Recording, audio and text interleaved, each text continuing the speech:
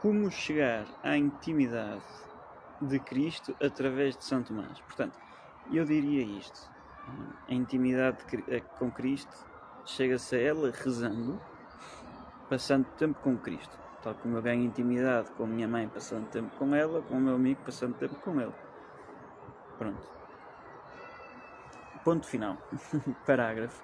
Agora, o conhecimento intelectual pode ajudar, mas é um segundo passo, é uma coisa secundária, mas pode ajudar claramente. E é o objetivo da teologia, é que seja um conhecimento sobre Deus. Conhecer quer dizer nascer com, não é? Portanto, a ideia de conhecer Deus é que eu possa nascer com Ele, não é? Que aquela coisa que o próprio Cristo fala de nascer do alto. Portanto, é o objetivo da teologia.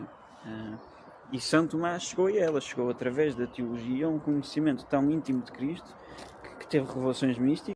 Portanto, o facto de ser uma coisa secundária não significa que não serve para nada. E o facto de servir para alguma coisa não quer dizer que é o mais importante. Pronto, com isto em mente, eu acho que...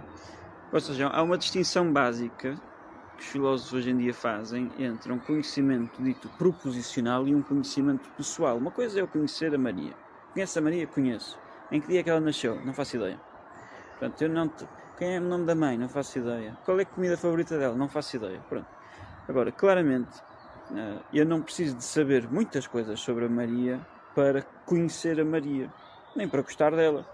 Nem para ser amigo dela. Agora, à medida que a amizade vai aprofundando, eu não é só esperado de mim que eu sinta coisas pela Maria, queira coisas para a Maria, é expectável que eu conheça a Maria. E com Cristo não tem por que ser diferente. Não tem por que ser diferente com Cristo. Portanto, o que eu estou a dizer, tudo somado, significa que nós devemos estudar teologia. Que um católico, um cristão, deve estudar teologia. Como dizia São Jerónimo, ignorância das Escrituras é ignorância de Cristo. Portanto, as Escrituras claramente eu tenho que ler, mas não só as Escrituras, porque eu não sou protestante e, portanto, eu não pego na Bíblia e interpreto o que eu quero.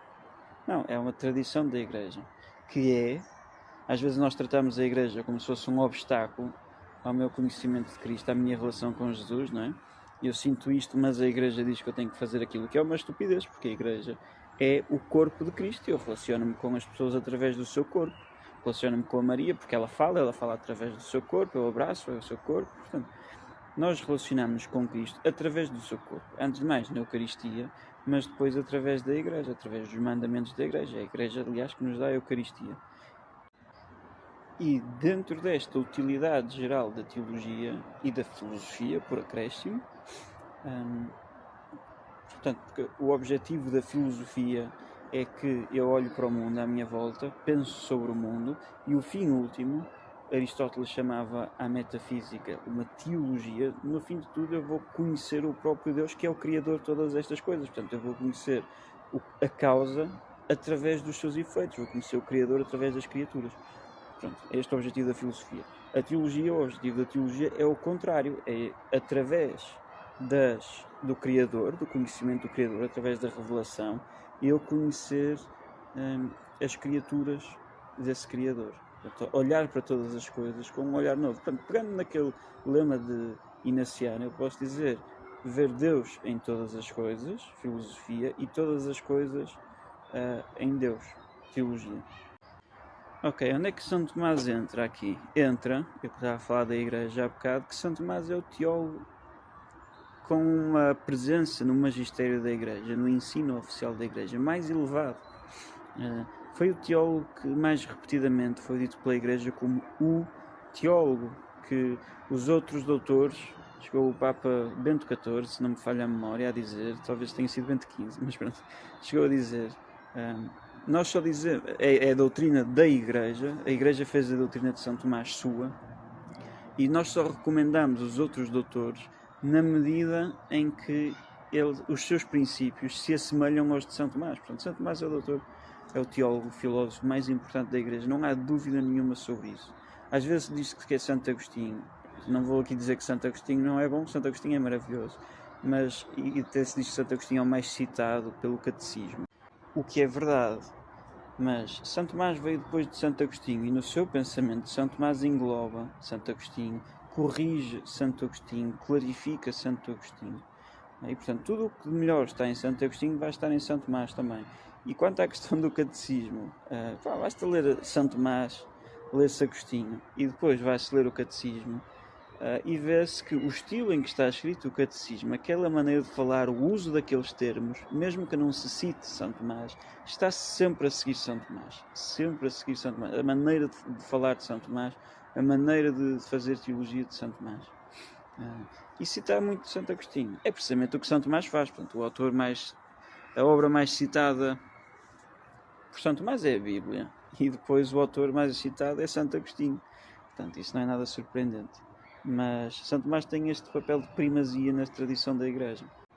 Portanto, respondendo finalmente diretamente à pergunta como chegar à intimidade de Cristo através de Santo Tomás, estudando Santo Tomás, não é? Porque não só aquilo que Santo Tomás diz sobre Cristo, não é? Mas precisamente para chegar aí, como eu tentei explicar no último episódio do podcast, Santo Tomás era pregador e para ser pregador precisava de estudar a Sagrada Escritura, portanto estudava teologia e por causa disso tinha que estudar filosofia. Portanto, o estudo da filosofia é perfeitamente útil. Quando eu quero estudar filosofia, eu quero conhecer as coisas porque o que eu conheço vai ser verdade e Deus é a própria verdade. E é uma maneira de intimidade.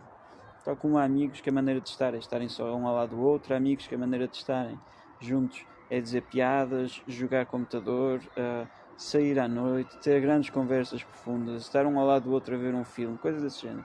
Com Cristo nós relacionamos também de maneiras diversas. E alguns pode ser o simples estudo da filosofia. Agora, para todos, eu diria, ou para a vasta maioria no século XXI, algum estudo da teologia vai, mais ou menos, consoante a condição, cada um de nós tem uma condição diferente, uma vida diferente, obrigações diferentes, mas mais ou menos algum estudo de teologia deve lá estar.